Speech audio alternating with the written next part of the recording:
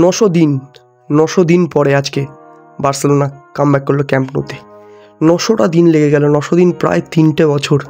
3 বছর পরে আজ মনজুইক থেকে ক্যাম্প ন্যুতে এলো বার্সেলোনা। আর সেই ক্যাম্প ন্যুতে আসার অনুভূতিটাই আলাদা, বিশেষ করে আমাদের বার্সা ফ্যানদের কাছে। ক্যাম্প ন্যুতে যখন বার্সেলোনা খেলে সে এক অন্য ধরনের বার্সেলোনা দেখা যায়। ঠিক আগের বছরে এই সময় আসার কথা ছিল ক্যাম্প ন্যুতে বার্সেলোনা, কিন্তু কোনোভাবে পসিবল হয়ে ওঠেনি।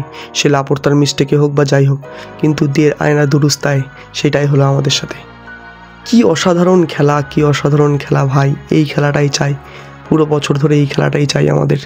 লামিন ইয়ামালের যে পাসটা দিয়েছিল ফেরান টোরেসকে, ও মাই গড ভাই, কী লেভেলের পাস, কী লেভেলের প্লেয়ার লামিন ইয়ামাল। ও যদি নিজেকে ঠিকভাবে কন্ট্রোল করে রাখে, নিজেকে যদি প্রপারলি মেনটেন করে রাখে, লামিন ইয়ামালের থেকে বেটার প্লেয়ার এই জেনারেশনে তৈরি হবে না। এটা আমি লিখে দিচ্ছি, এই মুহূর্তে আমি লিখে দিচ্ছি, লামিন ইয়ামালের থেকে বেটার প্লেয়ার আমাদের জেনারেশনে তৈরি হবেই না। আজকের যে পারফরমেন্সটা ছিল সেটা শুধু স্পোর্টস অ্যাসপেক্টসে না, বিভিন্নভাবে তোমার ফাইন্যান্সিয়াল ওয়াইজ আর বার্সেলোনার হিস্ট্রির দিক থেকে এই খেলাটা আজকে অত্যন্ত জরুরি ছিল। কারণ ক্যাম্প ন্যুতে কামব্যাক করাটা অত্যাধিক, ফাইন্যান্সিয়াল দিক থেকে হোক বা তোমার সাপোর্টিং দিক থেকে হোক, বার্সেলোনা ক্যাম্প ন্যুতে কামব্যাক করাটা জরুরি ছিল।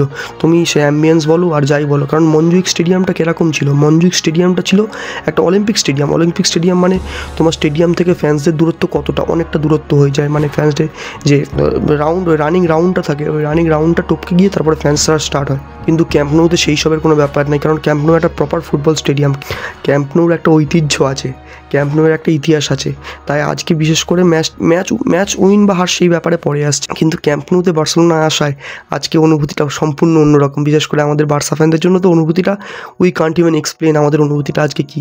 এবার এক এক করে প্লেয়ারদের ওপর আসি। সবার প্রথমে ভাই লামিন ইয়ামাল, কি প্লেয়ার ভাই, লামিন ইয়ামাল কি player, what a player Lamine Yamal. ওই যে পাসটা যেটা বলছিলাম, লামিন ইয়ামাল কি ভিশন, কি প্লেয়ার। আজকে লামিন ইয়ামালের খেলার একটা জিনিস লক্ষ্য করলে, লামিন ইয়ামাল কিন্তু ওভার অ্যাগ্রেস করতে যাচ্ছিল না।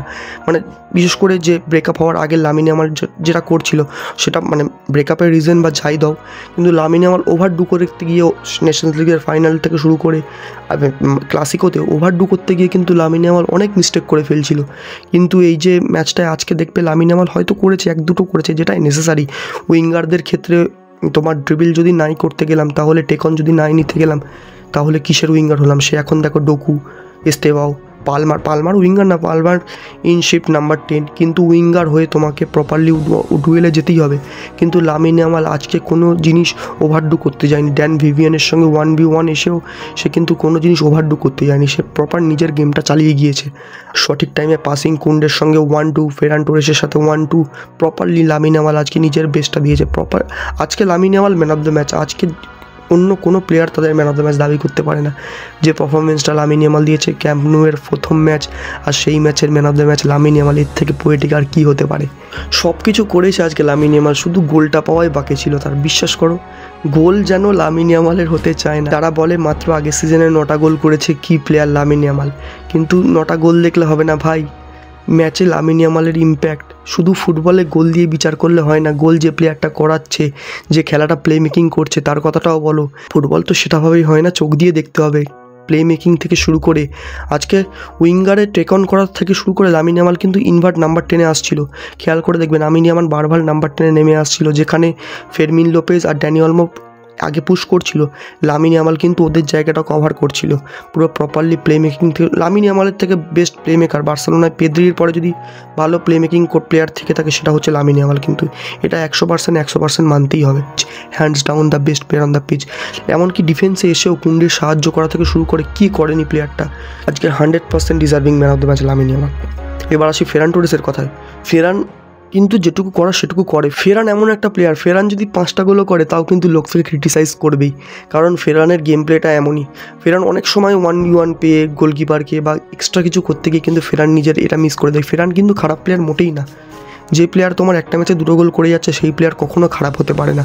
ফেরানের প্রবলেমটা হলো ফেরান র্যাশ ডিসিশন বড্ড নেয়। ফেরান নিজেকে কন্ট্রোল করতে পারে না এমন সিচুয়েশানে যেখানে পাস দেওয়া যায়, কিন্তু সেখানে ফেরান ডিসিশানগুলো নেয় হচ্ছে তোমার শ্যুট করে দেওয়া, বাইরে মেরে দেওয়া।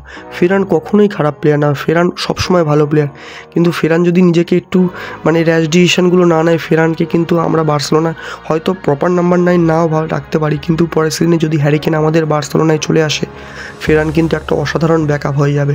কারণ আগের সিজনেও আমরা দেখেছি ফেরান কত সুন্দর ব্যাকআপে খেলেছিল লেভানডস্কির। আর লেভানডস্কি থেকে শুরু করি ক্যাম্প নুয়ের কামব্যাকের প্রথম গোলদাতা রবার্ট লেভানডস্কি। সেই লেভানডস্কি আমাদের আজকে ক্যাম্প নুয়ের ফার্স্ট গোলদাতা।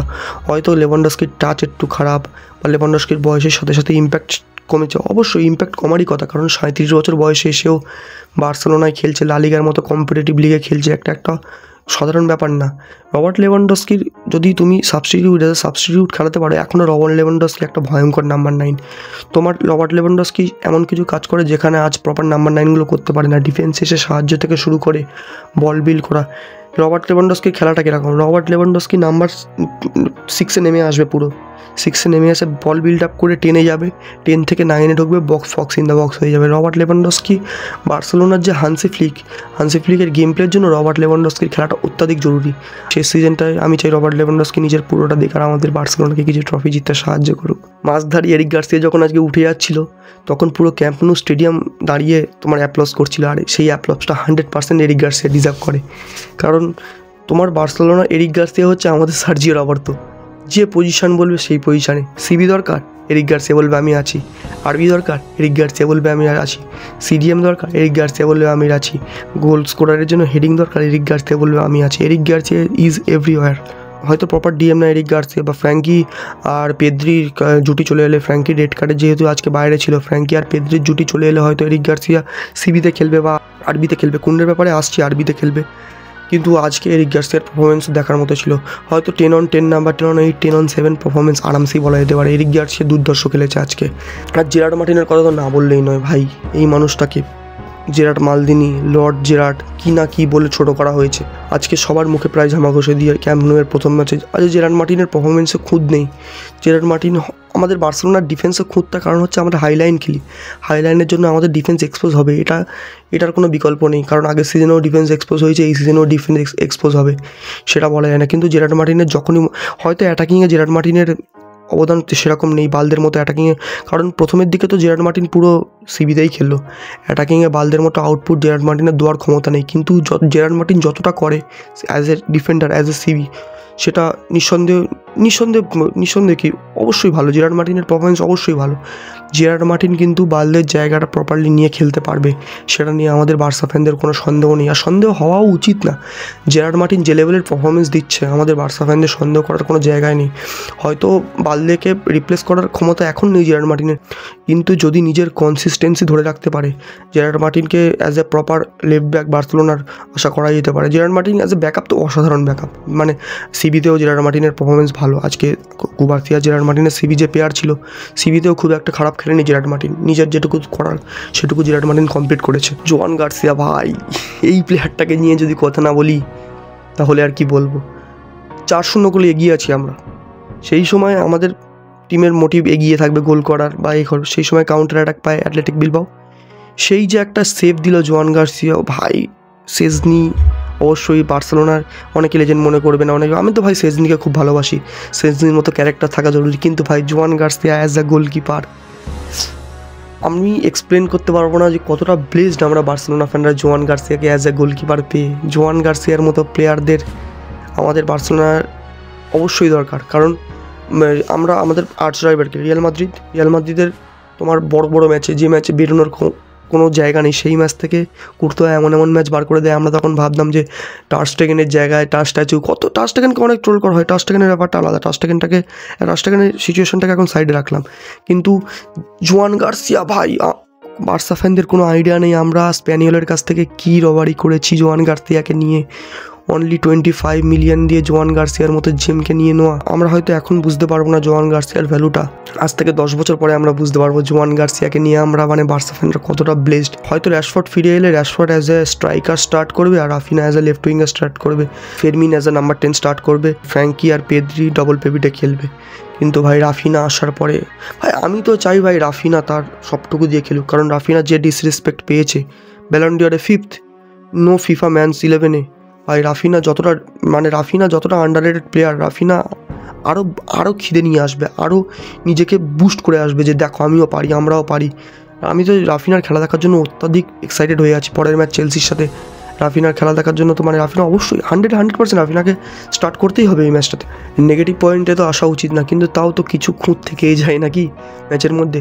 ভাই অলমো কি হয়েছে প্লেয়ারটার, ভাই অলমো প্লেয়ারটার কি হয়েছে, সেই কোথায় ইউরোর অলমো, এত চান্স মিস, এত সুযোগ পেয়ে এত সুযোগ মিস কী করে হয়। অলমো লিটারালি অলমো চাইলে আজকে হ্যাটট্রিক করতে পারতো, এত সুযোগ মিস করে প্লেয়ারটা অলমো। ভাই আমি তো বলবো ভাই ফেরমিন 100% অলমোর জায়গায় স্টার্ট করছে। কী করে অলমো বার্সেলোনায় চান্স পায়? আর আমি এই পারফরমেন্সের পরে ডবল পিপিটা তুমি ডবল এএমএফে স্টার্ট করাচ্ছ অলমো ফেরমিনকে। ফেরমিন তোমার থেকে কম সুযোগ পেয়ে চান্স বাড়ি করছে, আর তুমি ভাই একটা গোল কমপ্লিট করতে পারছো না। মানে অলমোর কী প্রবলেম? গোল কনফিডেন্সে প্রবলেম না ফার্স্ট টাচ? অলমোর এত ভালো ফার্স্ট টাচ ছিল, সেই অলমোর এখন মানে ফার্স্ট টাচ দেখলে মনে হয় ভাই কী করছে প্লেয়ারটা। আমি তো বলবো ভাই ফেরমিনকে স্টার্ট দাও, অলমোকে বেঞ্চে রাখো, ব্যাকআপে রাখো। অলমোর এখন স্টার্টের কোনো মানে জায়গায় নেই ফেরমিনের জায়গায়। একটা কমফোর্টেবল 4-0 উইন, 4-0টা 6-0 আবারও বলবো হতে পারতো।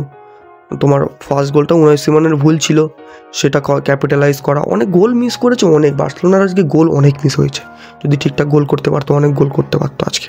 ডিফেন্সেও সেরকম খুব একটা গলদ দেখা যায়নি, এক দুটো চান্স তো ক্রিয়েট করবে, অপোনেন্টরাও তো খেলতে এসছে না।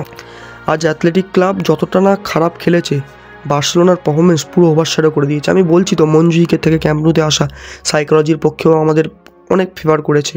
ইজি 4-0 উইনের সাথে যাচ্ছি, এখন আমরা টেবিলে টপে আছি। রিয়াল মাদ্রিদের আজ রাত্রে এলচের সাথে ম্যাচ, সেই ম্যাচটা যদি তারা হেরে যায়, হারার চান্স কম, কারণ এলচেকে রিয়াল মাদ্রিদ হারিয়েই দেবে, সেটা ব্যাপার না। কিন্তু কারেন্টলি 13 ম্যাচ খেলে আমরা লিগের টেবিল টপে বসে আছি, এটাই আমাদের জন্য অনেক। রিয়াল মাদ্রিদ পয়েন্ট ড্রপ করবে এটা তো শিওর, পয়েন্টও ড্রপ হবে, আমাদের সেই মিস্টেকগুলোকে ক্যাপিটালাইজ করতে হবে। অ্যাটলেটিকো মাদ্রিদের এখন চান্স কম, অ্যাটলেটিকো মাদ্রিদকে আমি তো ইকুয়েশনেই আনছি না। ট্রফির রেস রিয়াল মাদ্রিদ আর বার্সেলোনার মধ্যেই চলবে। এই নিজেদের পারফরমেন্সটা যদি আমরা ঠিকঠাকভাবে ধরে রাখতে পারি, আশা করা যাচ্ছে পরের ম্যাচগুলোতে আমরা ভালোভাবে কামব্যাক করব। আর পরের ম্যাচ থেকে মনে পড়লো পরের ম্যাচ আমাদের চেলসির সাথে, আর চেলসিরও আজকে ম্যাচ ছিল বার্নলির সাথে। ইজি বার্নলিকে আজকে চেলসি বলা যায় হারিয়ে, হয়তো স্কোর লাইনে বোঝা যাবে না যে বার্নলিকে চেলসি 2-0 গোলে হারিয়েছে কি ইজি। প্রথমের দিকের কিছুটা খুলেছিল বার্নলির বিরুদ্ধে চেলসি, টু বি অনেস্ট, কিন্তু শেষের দিকে চেলসি পুরো ধুয়ে দিয়েছে বার্নলিকে। চেলসিরও অনেক গোল করার চান্স ছিল, কিন্তু খেলাটা দেখে আমি একটাই কথা বলবো কাইল ওয়াকারের জন্য, ইউ কান্ট রিপ্লেস এক্সপিরিয়েন্স। ভাই কাইল ওয়াকার মানে প্রথমের দিকে কাইল ওয়াকার ভার্সেস চেলসি হচ্ছিল, জেমি বাইনো গিটেন্স যেখানে কাইল ওয়াকার সেখানে, আর পেসে কাইল ওয়াকারকে বিট করা ভাই আলাদাই ইম্পসিবল ব্যাপার। পেসে তুমি কাইল ওয়াকারকে বিট করতেই পারবে না, সত্যি অসাধারণ। আজকে তোমার এস্তেবাওকে রেস্ট দিয়েছিল বার্সেলোনার ম্যাচ খেলাবে বলে, তোমার কাইসেডোকে রেস্ট দিয়েছিল বার্সেলোনা ম্যাচ খেলাবে বলে। ওদের ডিফেন্স যেরকম থাকে সেরকমই খেলেছিল, চালোবা, টোসিন, জেমস আর কুকুরেয়া। ভাই জেমসকেও তুলে নিয়েছিল হাফ টাইমের পরে, কারণ তোমার বার্সেলোনা ম্যাচের বিরুদ্ধে জেমসকে খেলাতে হবে। যাই হোক চেলসিও একটা কমফোর্টেবল উইন পেয়ে গেছে। 1-0 যখন ছিল একটু নার্ভি মোমেন্ট লাগছিল, কিন্তু ম্যাচে আজকে একটা ফানি মোমেন্ট ঘটেছে চেলসি ভার্সেস বার্নলির ম্যাচটাতে। স্যানচেজ বলটা কালেক্ট করেছে আজকে, স্যানচেজ বলটা কালেক্ট করে চালোবাকে দিয়েছে, মানে কালেক্ট করে বলতে কিক মেরে চালোবাকে দিয়েছে, আর চালোবা ভেবেছে বলটা তোমারও কিক অফ করার জন্য দিয়েছে মানে সেন্টারে, আর ও বলটা হাত দিয়ে ধরে নিয়েছে। বার্নলির প্লেয়াররা আপিল করেছে যে is it a penalty. Penalty দেওয়া হয়নি, কিন্তু অনেস্টলি ভাই ওটা পেনাল্টি ছিল। ওটা আজকে বার্নলির সাথে পুরো একদম ধোকাদারি হয়ে গেছে, ওটা ক্লিয়ার কাট পেনাল্টি ছিল, ওটা পেনাল্টি দেওয়া উচিত ছিল। কিন্তু এই নার্ভি মুভমেন্টটা বাদ দিয়ে চেলসি সেরকম আজকে কোনো ফেস করতে হয়নি কিছু। আর হ্যান্ডস ডাউন চেলসির বেস্ট প্লেয়ার এই সিজনে এখনও পর্যন্ত পেদ্রো নেটোর পারফরমেন্স সত্যি এই সিজনে এখনও পর্যন্ত অসাধারণ। কাইসেডোকে বাদ দিলে, যদি ময়েসেস কাইসেডোকে ছাড়া যায়, চেলসির পেদ্রো নেটোর আশেপাশে এই সিজনে কেউ নেই। ভাই লিভারপুলের কি হয়েছে? লিভারপুল লিটারালি চ্যাম্পিয়ন্স আগের সিজনের চ্যাম্পিয়ন্স থেকে এই সিজনে মানে নটিংহ্যাম ফরেস্ট ধুয়ে দিয়েছে। আমার তো মনে হচ্ছে না আর্নে স্লট উইল সার্ভাইভ এই রকমভাবে হিউমিলিয়েশনগুলো। আর ইস্যাক ভাই এই জন্য বলে না money can't buy you always happiness, মানে রিডসের চোট ছেড়ে দাও, আলেকজান্ডার ইস্যাক, জেরিমি ফ্রিম্পং কি না কি করলো এই সিজনে। কিন্তু ভাই লিভারপুলের কী হচ্ছে ম্যাচটা দেখিনি, ম্যাচটা আমি পরে দেখবো, পরে ম্যাচটা নিয়ে আলোচনা করবো হয়তো। কিন্তু লিভারপুলের আর আর্নে স্লটের জন্য নার্ভি মোমেন্ট সামনে আসছে, আর্নে স্লট থাকবে কি না থাকবে সেটা এখন বলা যাচ্ছে না। এই বলে ভিডিওটা শেষ করলাম। ভিডিওটা কেমন লাগলো অবশ্যই জানাবে, চ্যানেলটা সাবস্ক্রাইব আর ভিডিওটা লাইক করে দেবে।